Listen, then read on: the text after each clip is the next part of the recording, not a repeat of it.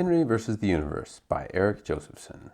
Henry is a young man who doesn't know what he wants to do with his life, and part of the problem is he has a super rich, super successful father who is constantly disappointed in him. One night, his father tells him about an exciting opportunity to be frozen in time and go into the far, exciting future of humanity. Henry absolutely refuses this and says he doesn't want any part of it, and he leaves. He goes to bed that night, and the next morning he wakes up 900 years in the future. One eternity later.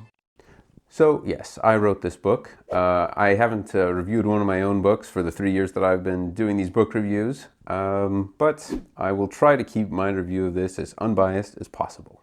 Personally, I love this book. I knew that I had to write it because every time I started talking through all the different plot points as it goes from the beginning to the end, I would inevitably start laughing. So I figure that's a good sign. That's got to be a novel. This is something I've been developing over the past couple of years, and that gives a person a lot of time to think about the different themes that are in it. One of the main things is where we're headed as a human race. Like, where is all the technology that we're developing now going to lead? Are we going to settle on other planets? And what about the far, far future? Like, what's going to happen?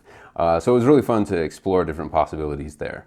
The other interesting theme I thought was the role of the two characters, the father and the son, because the more that I wrote it, the more I edited it, the more I became sympathetic to the father figure. At first when writing this, I thought, this is a terrible father. He's sending his son to the future against the son's will.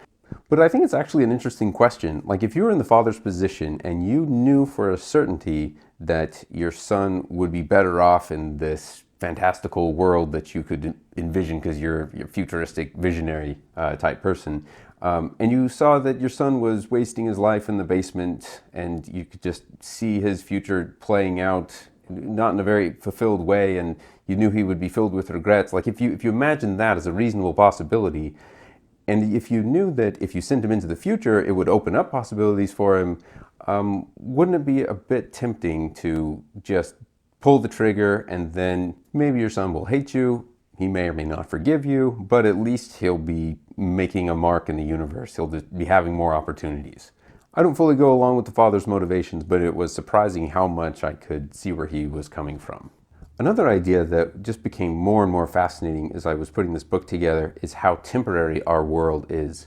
Like, a lot of people, they want to be famous, but the world that they want to be famous in, it's not going to last for very long. Like, if you fast forward 100 years, the technology is different, culture is different, standards are different. Like, it's a totally different world. And if you go forward like 900 years or 1,000 years, it's like you'd be going into a race of aliens just for how much culture shifts over time. I think about this from a medieval perspective. Like, if you were to go back 700 years to the reign of Edward I, the King of England, he was very pro-England.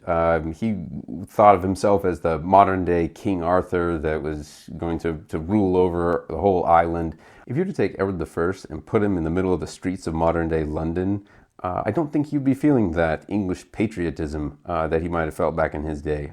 I think he'd be looking around thinking, like, who are you weirdos? Like, what is this place? So that's a big part of the book. Like, from Henry's perspective, everything he knows is gone and dead. Like, not even just all the people and, you know, everything that he's used to, but even just the culture, the concepts, like, everything is foreign. So if you're in that situation, like, how do you figure out what to do with your life? Because all the standards have changed. So you have the Henry character who is just clinging to whatever familiar thing that he can find as he goes through the story. Because really, what else could you do? I'll have to do another video or something where I talk about spoilers and go into the details, because I don't want to say any more than that, because I think the fun of the book is how it reveals itself as it goes along. I really don't want to spoil anything either, because the book is available now on Amazon and Kindle if you're so interested. So feel free to give it a look, send me an email, write a review. I'd love to hear feedback. As far as stars go, it's always hard to give your own work a certain number of stars, but since it's what I do here on this channel, I'm going to give it 5.5 stars.